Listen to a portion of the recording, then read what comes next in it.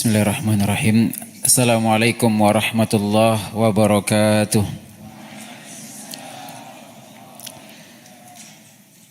Innal hamdalillah nahmaduhu wa nasta'inuhu wa nastaghfiruhu wa natubu ilaih. Wa na'udzu billahi min shururi anfusina wa min sayyiati a'malina. Man yahdihillahu fala mudilla lahu wa man yudlil fala hadiya lahu. أشهد أن لا إله إلا الله وحده لا شريك له وأشهد أن محمدا عبده ورسوله لا نبي ولا رسول بعده يقول الله تبارك وتعالى يا أيها الذين آمنوا اتقوا الله حق تقاته ولا تموتن إلا وأنتم مسلمون. Ahibati fillah rahimakumullah. Bersyukur kita kepada Allah Subhanahu wa taala. Allah Subhanahu wa taala masih memberikan kesehatan, kesempatan, taufik dan hidayahnya sehingga kita masih bisa melaksanakan ubudiyah kepada Allah Azza wa Jalla. Salawat dan salam teruntuk manusia yang mulia baginda Nabi besar Muhammad sallallahu alaihi wasallam. Allahumma salli ala sayyidina Muhammadin wa ala alihi wa sahbihi ajmain. Kaum muslimin rahmati Allah Subhanahu wa taala. Ini adalah pertemuan perdana. Pertemuan pertama dengan tema pembahasan fikih munakahat. Pembahasan kita adalah fikih munakahat. Sebelum kita masuk kepada pembahasan, sedikit kita menjelaskan secara ringkas tentang makna fikih munakahat. Sebagaimana kita ketahui bahwasanya fikih adalah salah satu daripada disiplin ilmu yang ada dalam syariat Islam. Secara lughah, secara etimologi, fikih bermakna pemahaman. Fikih artinya paham. Orang yang paham berarti dinamakan faqih. Kemudian secara terminologi, definisi ada dua makna. Pertama, fikih bimakna am, bermakna umum. Fikih bimakna umum adalah seluruh ilmu agama dengan cabang-cabangnya. Al-Quran, ulumul Quran, tafsirul Quran, hadis, mustalah hadis, syuruhnya, fikih, kaidah fikih, dan ilmu-ilmu yang ada dalam syariat Islam itu dinamakan fikih. Nabi SAW mengatakan, man yuridillahu bihi khairan yufaqihu fiddin.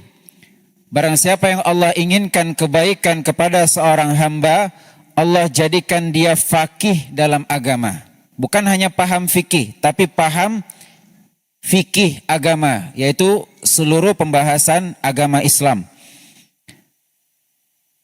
Nabi doakan sahabat Abdullah ibn Abbas ketika beliau memiliki adab dan akhlak yang baik kepada gurunya. Siapa gurunya? Nabi SAW. Adab itu bukan ketika kajian, bukan ketika di majelis ilmu, tapi dalam kehidupan sehari-hari. Kebutuhan manusiawi. Kebutuhan Nabi SAW dipenuhi oleh sahabat Abdullah ibn Abbas dan beliau masih kecil. Maka melihat adab dan akhlak dari Abdullah ibn Abbas, apa yang dilakukan Nabi? Nabi mendoakan Abdullah ibn Abbas, Allahumma faqihhu fiddin. Ya Allah, berikanlah fikih kepada Abdullah bin Abbas. wa'allimhu at-ta'wil, dan ajarkan dia tafsir Al-Quran. Lihat, akhlak kepada seorang guru mendapatkan doa yang baik, mendapatkan keberkahan. Jadi interaksi kita dengan guru bukan hanya ketika di kelas, bukan hanya saat di kajian. Apa kebutuhan duniawinya, selagi bisa kita kerjakan, kerjakan. Karena dari sana kita mendapatkan redho daripada guru kita. Kita mendapatkan doa terbaik. Meskipun di kelas kita tidak faham-faham. Meskipun di kelas kita nilainya paling terakhir. Tapi ketika kita berkhidmat kepada guru kita, kita mendapatkan redho mereka, mereka akan doakan kita. Karena guru hanya bisa mentransfer ilmu. Yang bisa memberikan ilmu siapa? Allah. Man yahdihillah, barang siapa yang Allah berikan hidayah, fala mudhillalah, tidak ada yang bisa menyesatkan. Maka kita hanya sekedar menyampaikan hidayatul irsyad, menyampaikan ilmu. Ini halal, ini haram. Yang memasukkan ilmu ke dalam hati kita Allah Subhanahu wa ta'ala. Dan bayangkan apabila perantara seorang guru berdoa kepada Allah, ya Allah sampaikan ilmu ke dalam hatinya, berkah hidup kita. Aman hidup kita dunia akhirat. Guru minta air, ambilkan air minum, minta ambilkan benda-benda yang dia butuhkan, ambilkan, kerjakan. Ya. Kita teringat ketika masih sekolah dahulu, ada meja seperti itu, kursi. Lihat kursi seperti di Masjid Nabawi juga kursinya yang ada begini ya. Nah, itu tidak pernah guru kita yang mengangkat itu meja. Jangan biarkan guru antum yang angkat itu meja. Mohon maaf saya bicara sama santri Pak. Jangan biarkan guru kita mengangkat itu meja. Siapkan diri kita biar kita mengangkat itu meja. Jadi kita bukan anak kecil, kita sudah kuliah. Kita khidmatkan diri kita untuk membantu guru. Kita lihat ustadz kita ngisi galon, bantu. Ya bagi yang bisa. Ya kita sering Ustadz Dr. Muhammad Arifin Badri mengangkat galon, ngisi galon di kampus, kita angkat ke mobilnya, kita bantu. Ustadz kita Ustadz Dr. Syafiq ketika beliau sedang safar, kita jaga rumahnya. Itu tidak ada urusan dengan sekolah, tidak ada urusan dengan nilai. Tapi dari sanalah kita mendapatkan doa mereka. Maka Nabi SAW mendoakan Abdullah ibn Abbas, Allahumma faqihhu, ya Allah berikan dia faqih. Bukan hanya pembahasan fikih, tapi seluruh agama Islam. Wa'allimhu ta'wil, dan ajarkan dia ta'wil. Ta'wil makna terdahulu artinya tafsir. Tapi makna ta'wil sekarang artinya menyelewengkan dari makna hakiki. Nah, jadi itu poin berikutnya. Kita ketika membaca dalil, membaca nas, juga berdasarkan pemahaman para ulama. Harus membaca tafsir para ulama. Harus membaca pemahaman mereka. Seperti makruh. Makruh dalam literasi ilmu fikih.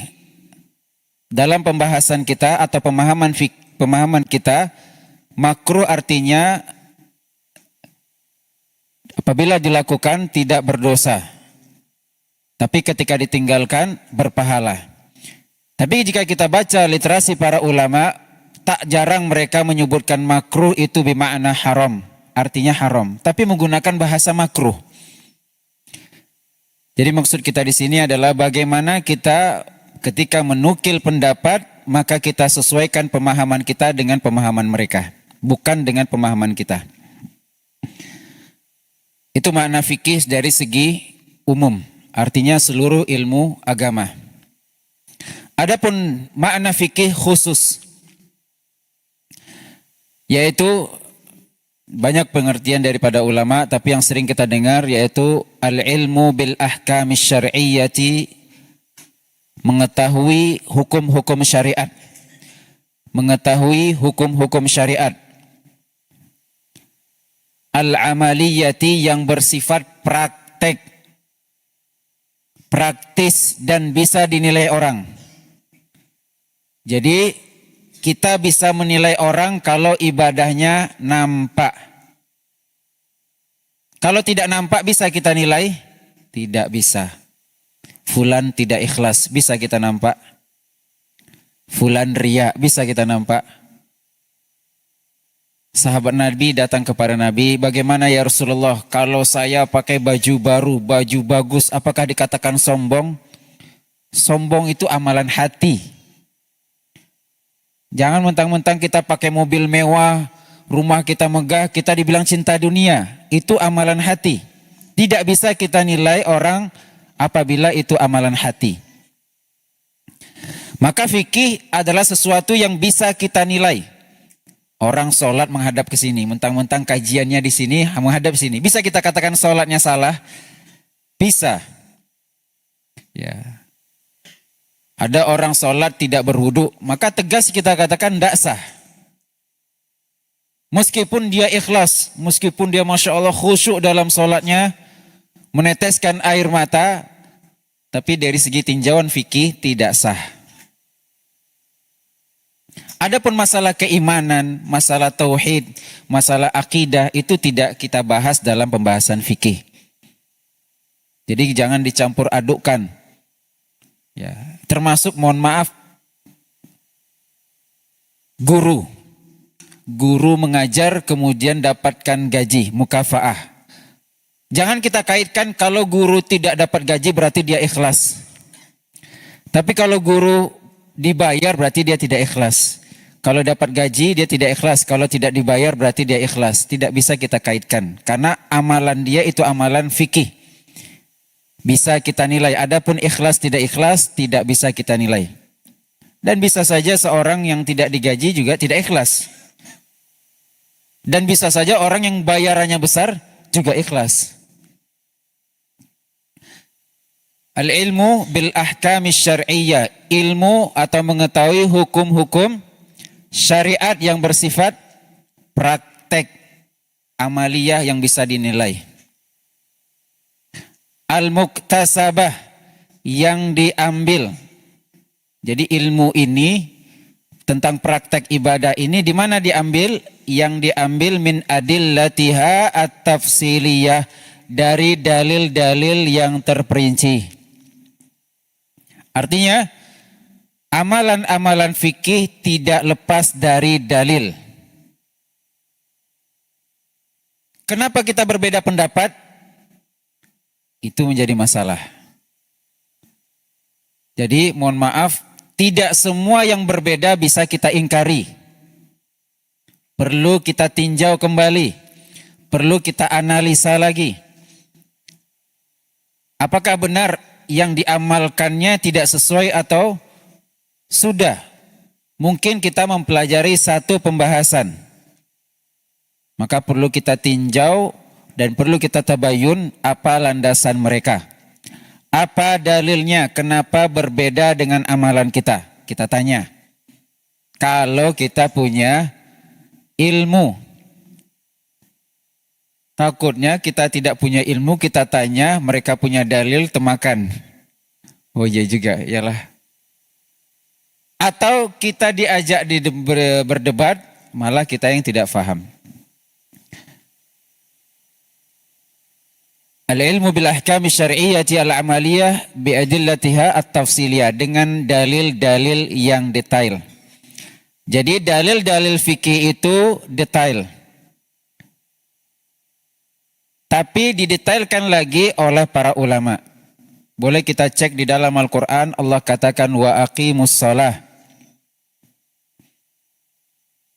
Inna salata tanha anil fahsya wal munkar. Banyak dalil tentang salat, tapi tidak Allah jelaskan bagaimana tata cara salat. Di mana dijelaskan? Di dalam hadis, sallu kama ra'aitumuni usolli. Salatlah sebagaimana kalian melihatku salat. Itu perkataan Nabi. Dan dipraktekkan Nabi. Nabi SAW salat di atas mimbar. Ya, mimbar Nabi itu seperti kita. Tangganya 3 anak tangganya. Pas seperti kita ini 3 anak tangga. Sehingga ketika naik mimbar bisa dilihat orang. Dan memang orang melihat ketika itu. Kemudian ketika Nabi hendak sujud, beliau turun ke bawah. Ini di awal-awal pengajaran Nabi SAW tentang sholat. Datang sahabat Nabi yang sholat, ternyata tidak ada satupun gerakan yang sesuai. Nabi panggil dan Nabi tegur. Sholli fa innaka lam tusolli. Sholatlah, sholatmu tadi tidak sah.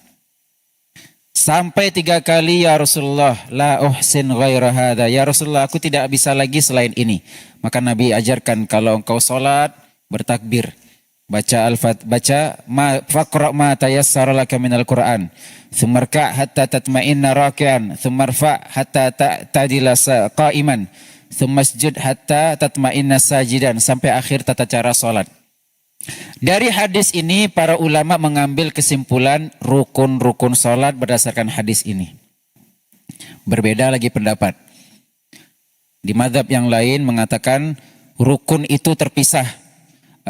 Tumak ninah itu terpisah. Sujud tumak ninah, ruku tumak ninah, ini tumak ninah berdasarkan hadis ini. Mazhab yang lain mengatakan tumak ninah itu hanya 1 poin saja di akhir. Sujud, bangkit, sujud, duduk dan seterusnya. Di akhir baru tertib dan tumak ninah. Dijadikan 1 poin. Ternyata dalilnya sama, pemahaman yang berbeda. Dan itu harus kita sadari dalam ilmu fikih. Jadi maksud saya, kita harus berani membuka cakrawala kita kalau mau belajar fikih.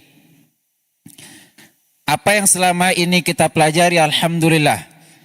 Tapi kalau kita belum bisa menerima perbedaan, sulit kita belajar. Apalagi sampai kita sudah mengkanter, ini tidak sesuai. Ini tidak tepat karena dalil yang kami pelajari begini. Kalau begitu pola kita, sulit kita untuk memahami fikih. Karena sebagian ulama mengatakan al-fiqhu ma'rifatul khilaf. Fikih itu adalah memahami perbedaan pendapat. Bukan kenapa mereka berbeda. Bukan perbedaan yang kita lihat, tapi kenapa mereka berbeda. Saya ulangi, bukan hasil yang kita nilai, kenapa umat Islam ini berbeda. Tapi coba analisa apa faktor mereka berbeda pendapat. Jangan hasilnya saja yang kita nilai, tapi lihat sebab. Al-Imam Abu Hanifah mengatakan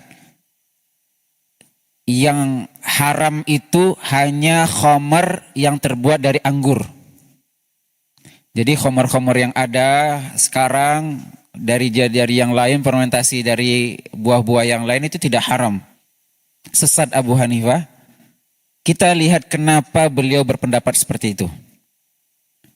Imam Malik rahimahullah mengatakan air liur anjing atau anjing itu tidak najis. Kan aneh itu. Yang kita pahami selama ini anjing itu najis. Jangan hasil yang kita nilai, tapi kenapa. Kalau ternyata kita telusuri, alasan mereka luar biasa. Luar biasa. Imam Syafi'i mengatakan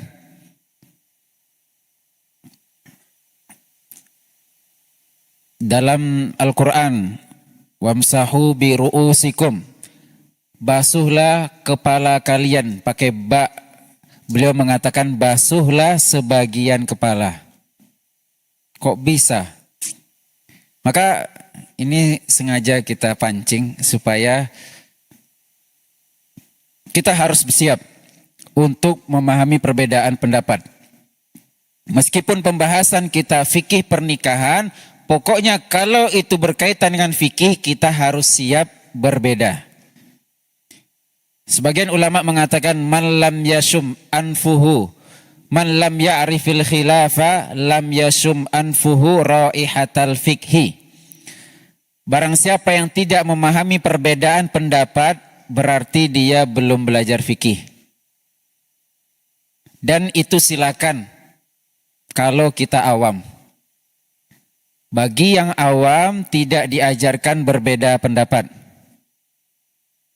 Ini santri-santri hanya diajarkan tata cara sholat yang benar, 1 pendapat saja. Jangan diajarkan khilaf. Sebagian ulama mengatakan letakkan sedekap itu di dada dengan dalil yang ini. Kemudian dalil ini dibantah oleh ulama yang lain. Maka yang benar adalah antara dada dan pusat.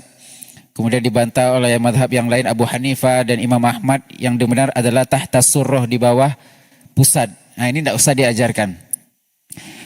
Tata cara wudhu itu begini-begini membasuh seluruh kepala berdasarkan dalil. Cukup. Jangan ajarkan. Itu kan pendapat ini. Pendapat Syafi'i mengatakan sebagian kepala. Pendapat Abu Hanifah mengatakan sebagian besar kepala. Ada 3 pendapat. Imam Ahmad dan Malik mengatakan seluruh kepala. Seluruh dan dikembalikan. Imam Syafi'i mengatakan sebagian. Mau di depan, di belakang, terserah. Yang jelas ada. Imam Abu Hanifah mengatakan sebagian besar. Ya, kita bagi kepala kita ini di sebagian besarnya harus kita basuh. Ya. Ada lagi khilaf, bagaimana dengan telinga? Antum pelajari sini telinga wajib atau tidak? Tidak. Sebagian ulama mengatakan telinga juga harus dibasuh. Ya sudah, biarkan. Kalau mereka memahami telinga tidak dibasuh, tidak masalah. Meskipun ada hadis Nabi SAW, al-udhunan minar ra's. Telinga itu termasuk kepala yang harus juga dibasuh. Tapi itu khilafnya. Jelas apa yang sudah kita pahami tidak ada masalah kita amalkan. Ahibati fillah rahimani wa rahimakumullah. Fikih pernikahan. Bisa dipahami masalah fikih? Fikih terbagi menjadi 4. Boleh kita cek literatur pembahasan fikih para ulama tidak lepas daripada 4 pembahasan. Pertama, fikih ibadah. Sebut saja dari toharoh sampai haji. Subhanallah, ini ulama menulis kitab fikih ini setelah istiqra', setelah mutola'ah yang dalam. Mana yang paling penting itu didahulukan. Bukan bab jihad. Ini wudhu saja belum paham jihad yang dibahas. Salat saja belum paham tentang siasah syariah pula dia bahas. Politik islami, ada politik islami. Para ulama menulis tentang siasah syariah, tapi bahas dulu tayamumnya. Bahas dulu tentang najis. Ini bagaimana anak saya 2 tahun kencing di masjid. Bagaimana cara bersihkan karpet ini, dicopot semua? Atau disama? Harus dipahami itu tentang toharoh. Tidak ada air. Subhanallah, kita dengar kajian Ustaz Abdul Hakim kemarin. Ada sahabat Nabi yang terluka ketika berjihad, terluka dan dia bangun subuh dalam kondisi junub. Bertanyalah kepada sahabat, bagaimana saya sedang junub tapi saya sedang terluka. Maka mereka mengatakan mandi. Tidak ada solusi yang lain kecuali mandi. Maka mandilah sahabat ini dan dia mati, meninggal dunia. Radhiyallahu ta'ala anhu. Sampai kabar ini kepada Nabi, maka Nabi katakan, qatalahumullah. Mereka telah membunuh orang yang meninggal ini, sahabat yang sedang terluka ini, dengan fatwanya. Ala yas'alu. Kenapa mereka tidak bertanya kalau tidak faham? Nah, ini pembahasan toharoh, pembahasan kecil. Jadi tidak bisa kita bahas yang besar sebelum tamatkan dulu yang kecil ini. Kemudian pembahasan fikih yang kedua, fikih muamalah. Tadi kita katakan fikih ibadah itu dari toharoh, salat, zakat, puasa, haji. Kemudian kedua yaitu fikih muamalah. Terjadi perbedaan penyusunan para ulama. Sebagian ulama mengatakan yang kedua itu fikih munakahat. Yang ketiga baru muamalah. Tapi saya lebih memilih pendapat muamalah yang kedua, nikah yang ketiga. Apa itu muamalah? Pinjam meminjam, jual beli, gadai, wakaf, hibah, akad kerja, akad perjanjian, wakaf dan seterusnya itu dibahas di muamalah. Kemudian yang ketiga fikih munakahat. Maka fikih munakahat bagian 3/4 daripada pembahasan fikih. Dimulai daripada mencari pasangan sampai andai kata pasangan itu harus berpisah. Insya Allah kita akan bahas secara detail insya Allah. Kemudian yang keempat, fikih jinayah. Jinayah atau pidana. Pencuri, potong tangan. Berzina, apa berzina? Rajam. Cambu, ada yang bilang cambu, ada yang bilang rajam. Masya Allah berbeda pendapat ini. Dan keduanya benar. Keduanya benar. Rajam itu untuk yang sudah menikah, adapun cambuk bagi yang belum nikah. Barakallahu fikum, kita dengarkan azan.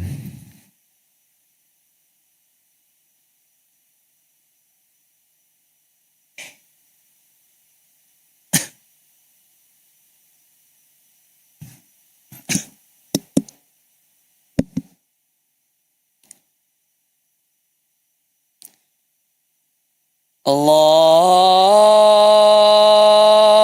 Akbar, Allahu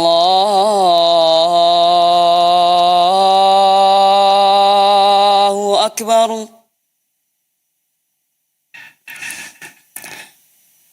Allahu Akbar, Allahu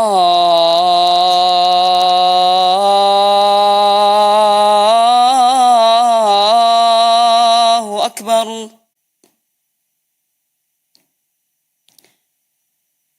أشهد أن لا إله إلا الله.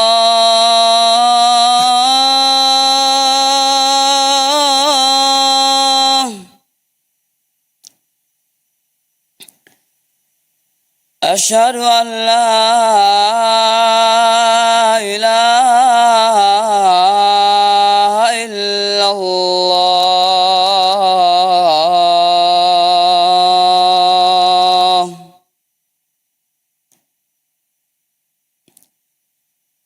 أشهد أن محمدًا رسول الله.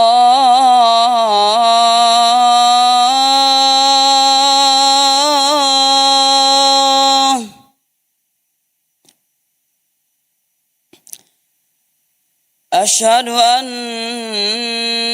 محمدًا رسول الله.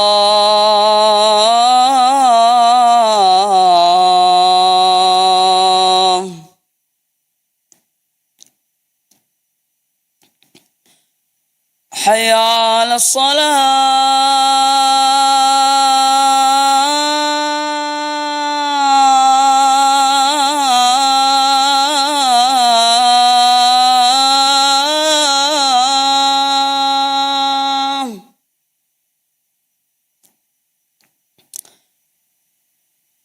حي على الصلاة.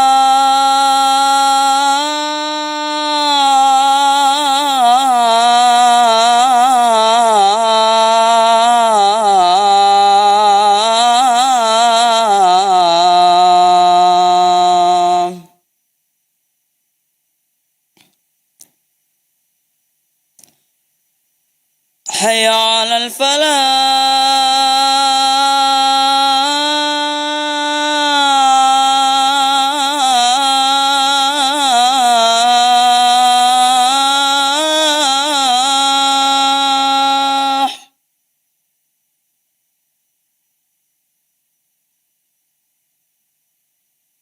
حي على الفلاح.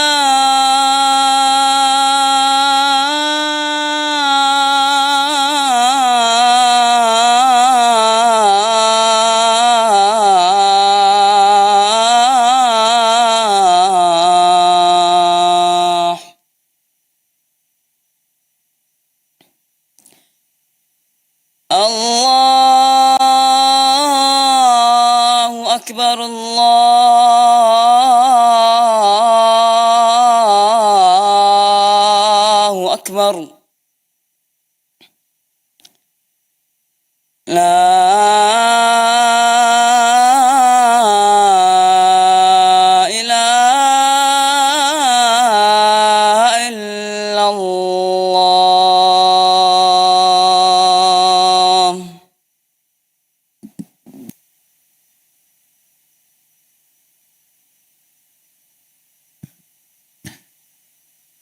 Alhamdulillah wassalatu wassalamu ala rasulillah.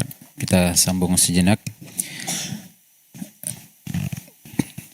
Demikianlah pembahasan tentang pembagian fikih yang 4. Maka saya pribadi melihat alhamdulillah banyak kajian-kajian pembahasan tentang thaharah, sifat salat Nabi, tata cara salat, pembahasan tentang zakat, puasa, haji dan seterusnya. Bahkan ketika Ramadan semua ustadz hampir membahas tentang puasa, kajian subuh, kajian malam. Alhamdulillah. Pembahasan tauhid, alhamdulillah. Kitab manhaj, kitab akidah yang diajarkan oleh guru kita luar biasa. Itu sudah lebih dari cukup. Tinggal kita baca dan kita siapkan waktu untuk memahaminya. Dan banyak kita lihat kajian-kajian tentang pembahasan muamalah. Ada pakar kita Ustaz Dr. Irwandi Tirmidzi. Beliau S3 di King Saud di Riyadh. Beliau punya buku fikih muamalah kontemporer. Buku beliau itu sudah edisi yang ke-20-an lebih. Dicetak berkali-kali. Saking subhanallah bermanfaat sekali buku beliau. Dan ada Ustaz Aminur Baiz dan yang lain membahas tentang fikih muamalah.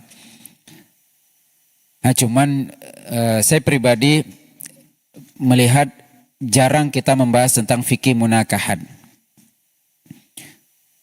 Jarang sekali kita kajian tentang fikih munakahat. Kajiannya jarang dan yang hadir pun jarang.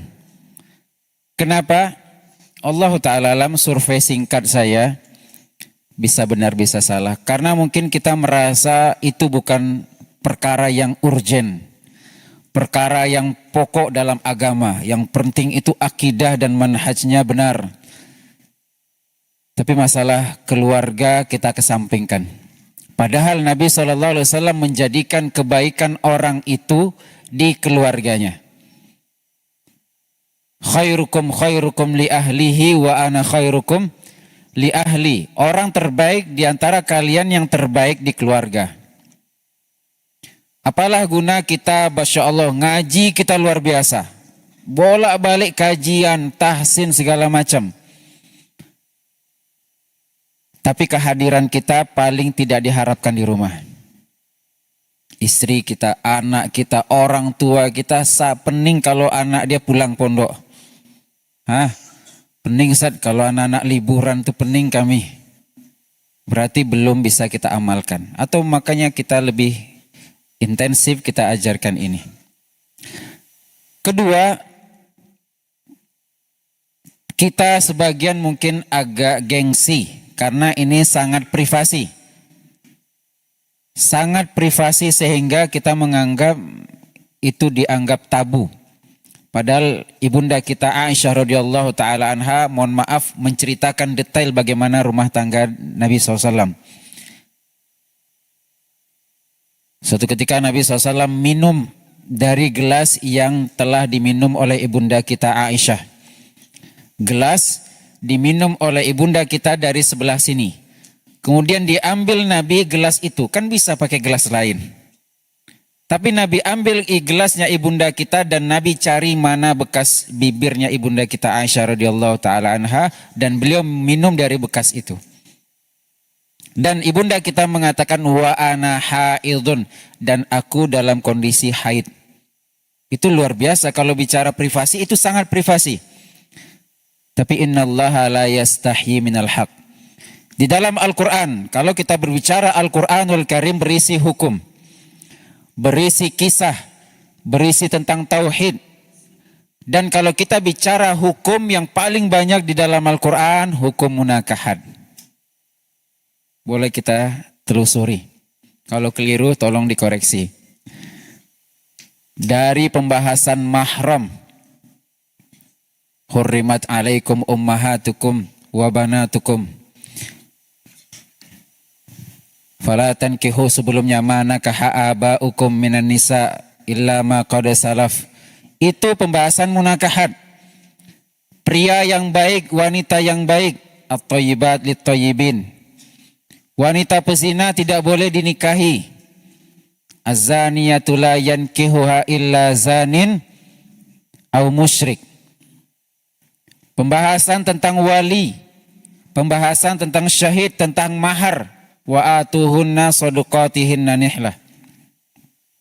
Pembahasan tentang wa ashiruhunna bil ma'ruf, muamalah zaujiyah, interaksi sosial detail dalam Al-Quran. Bahkan ketika wabtagu ma kataballahu lakum, ketika kita ingin berhubungan badan, kita mengharapkan Allah berikan anak daripada hubungan tersebut. Bahkan ketika istri kita melakukan nusyuz, pembangkangan, detail dalam Al-Quran, Pak. Ada yang bisa menyebutkan ayatnya? Nusyuz. Ayo. Wallati takhafuna nusyuzahunna, dan istri-istri yang kau khawatirkan dia durhaka. Ini kita membangkang sedikit, istri kita udah stres, ada dalam Al-Quran. Cuman pembahasan ini kita skip. Kita lebih milih tahsin. Padahal ayat itu kita bahas, Pak. Ini shinnya bagaimana? Alhamdulillah. Tapi ketika istri kita lempar piring, istri kita nutup pintu, pening. Wallati takhafuna nusyuzahunna fa'idhuhunna wahjuruhunna fil madaji'i wadribuhun. Bahkan ketika terjadi syikok, faba'athu hakaman min ahlihi wa hakaman min ahliha. Bahkan mohon maaf, kalau ternyata rumah tangga ini tidak bisa lagi dipertahankan, ada satu surat membahas itu. Surat apa? At-Tolak. Tidak ada surat solat, Pak. Tidak ada surat haji. Tidak ada surat puasa, tapi surat At-Tolak. Bahkan yang terjadi dalam rumah tangga Nabi, peristiwa tahrim. Ya ayyuhan Nabi, lima tuharrimu ma ahallallahu lak tabtaghi mardata azwajik. Ini mohon maaf. Kalau sekiranya Nabi bisa menyembunyikan ayat di dalam Al-Quran, maka beliau akan sembunyikan surah At-Tahrim. Karena ini sangat privasi. Nabi mengharamkan sesuatu yang Allah halalkan dan Allah tegur. Wahai Nabi, kenapa engkau haramkan apa yang Allah halalkan? Tabtaghi mardata azwajik, demi mengharapkan redho istrimu saja. Allah tegur Nabi SAW, dan itu dijelaskan dalam Al-Quran. Maka alhamdulillah Allah telah berikan taufik kepada kita. Maka kita harus sempurna dalam belajar manhaj. Datang tiga orang kepada istri Nabi SAW berbicara dan bertanya tentang amaliyah Nabi, manhaj Nabi dalam ibadah. Maka mereka mengatakan, idzan ana usolli wala anam. Kalau Nabi sholatnya kadang-kadang sholat malam, kadang tidur, saya harus sholat malam terus. Kemudian orang kedua mengatakan, Nabi kadang puasa, kadang tidak, kalau saya harus puasa terus. Wa ana asum wala uftir. Orang ketiga mengatakan, Nabi nikah, banyak istri Nabi SAW. Wala atazawwaju nisa, kalau begitu saya tidak akan menikah. Saya akan mulazamah misalnya. Saya akan fokus beribadah, tidak menikah. Nabi tegur, Nabi marah dan Nabi murka. Saya yang lebih takut dan bertakwa kepada Allah dibanding kalian. Dan saya, kata Nabi, wa ana usolli wa anam. Saya sholat, saya tidur. Wa asum wa uftir. Saya puasa, saya berbuka. Wa atazawwajun nisa, dan saya juga menikah. Faman raghiba an sunnati falaysa minni. Barang siapa yang tidak suka dengan sunnahku, maka bukan manhajku, bukan golonganku. Maka permasalahan pernikahan itu termasuk pembahasan dalam manhaj Nabi SAW. Bagaimana kita menyelesaikan problematika rumah tangga. Kemudian berikutnya, kenapa kita bahas ini? Ustaz, saya sholat tadi tidak berwudu. Ustaznya tinggal jawab, ulang. Ustaz, saya bekerja di tempat riba, resign. Ustaz, ini meninggal Ustaz, bagaimana? Sekian angkanya. Tapi Ustadz, istri saya begini, Ustadz, suami saya begini, Ustadz. Itu panjang penyelesaian itu, Pak. Kadang untuk bertanya tuh kita harus mendengarkan cerita 1 jam dulu, Pak. Karena saya pribadi seorang dosen, seorang konsultan juga, dan kita sering mendengarkan curhatan-curhatan seperti itu. Dan tak jarang mereka hanya butuh telinga kita saja, bukan solusi kita. Ketika kita berikan solusi, belum tentu juga diterima. Tapi ketika sholatnya tidak sah, tegas kita kan, tidak sah. Dia akan taat. Tapi kalau begitu, datang seorang kepada Nabi SAW. Jangankan saya, kepada Nabi menceritakan istrinya. Ya Rasulullah, inna mro'ati la taruddu yadala misin. Ya Rasulullah, istriku tidak pernah menolak orang yang memegangnya. Kalau bahasa kita friendly. Banyak kawan laki-lakinya. Gaul dia. Mungkin dia kerja di kantor atau pokoknya dia mudah berkawan dengan laki-laki. Atau makna yang lain, sebagian ulama memberikan tafsiran bahwasanya istrinya sudah dizinai orang dan seterusnya. Apa kata Nabi? Tolikha, ceraikan. Karena itu wanita tidak benar. Datang dia, ya Rasulullah, la utiku dzalik, ya Rasulullah, tidak sanggup saya Rasulullah, saya masih cinta. Banyak anak kami dari dia ya Rasulullah. Udah Nabi yang nyuruh. Maka Nabi katakan, kalau begitu jaga istrimu baik-baik.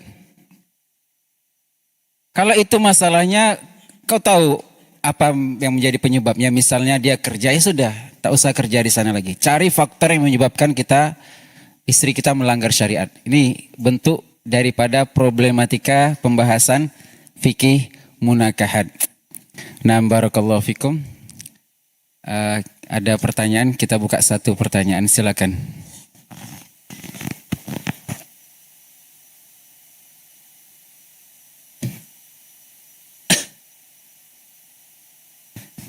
Apakah pembahasan fikih munakahat ini juga bisa didengar oleh santri?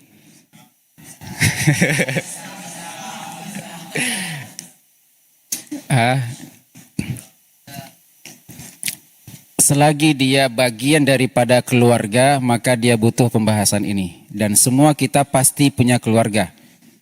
Kita punya ayah, kita punya ibu, kita punya anak, kita punya pasangan.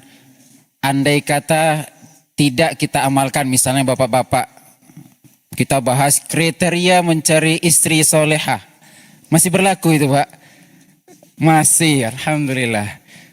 Masihnya 1, apakah untuk kita? 2, apakah itu untuk anak kita? Apakah itu untuk keponakan kita? Karena mohon maaf, kita akan menjadi orang yang dimintai pendapat. Tengok jenggot bapak ada panjang, tuh. Cemana menurut atuk nih tuh?